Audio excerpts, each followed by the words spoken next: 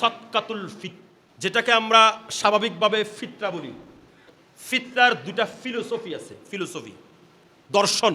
ফিতরাটা আমাদেরকে কেন দিলেন, এটার উদ্দেশ্য কি? আন ইবনে আব্বাস রাদিয়াল্লাহু তাআলা قال ফারাদা রাসূলুল্লাহ সাল্লাল্লাহু আলাইহি ওয়াসাল্লাম যাকাতাল ফিত্রে তুহরাতান লিস-সাইমি, যেন রোজাদারদেরকে পবিত্র করতে পারে প্রত্যেকে আনিল লাগবে ওয়ার রাফাসে।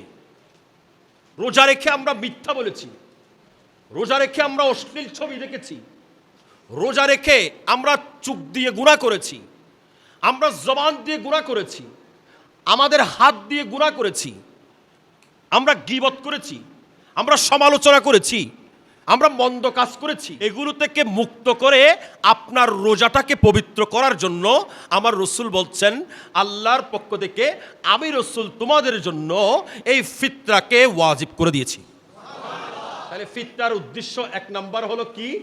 আমাদের রোজাকে পবিত্র করা। দুই নাম্বার ওয়াতুমাতাল লিল মাসাকিন, যেন মিসকিন, যারা মিসকিন গরিব একেবারে মিসকিন, এই বান্দাদের ঘরের মধ্যে যেন খাবার পৌঁছে যায়। তাইলে ফিতরার উদ্দেশ্য কয়টা? সবাই বলেন। ফিতরার উদ্দেশ্য